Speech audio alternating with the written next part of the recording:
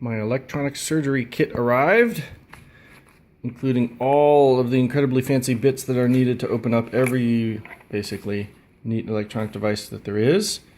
All the really strange ones, the forked bits, like this, stuff used for like iPads and all that sort of stuff, the one-off little things, the empty hole middle, stars, all sorts of crazy bits that are needed. Super happy because today I replaced the lens on my GoPro. This one has a giant scratch that even on this blurry video you can see right there in the middle. And that's annoying. Dropped it right on the lens after changing out the brakes on the truck.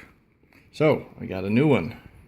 Put it in, and I've spent the last 5 minutes taking pictures of this UPC symbol here and checking the vertical bars for sharpness, which is how you tell if you are focused correctly. And I think it's been a success. We've got the little gasket on, and now all I have to do is put the focus lock ring on, and then I'll be good to go.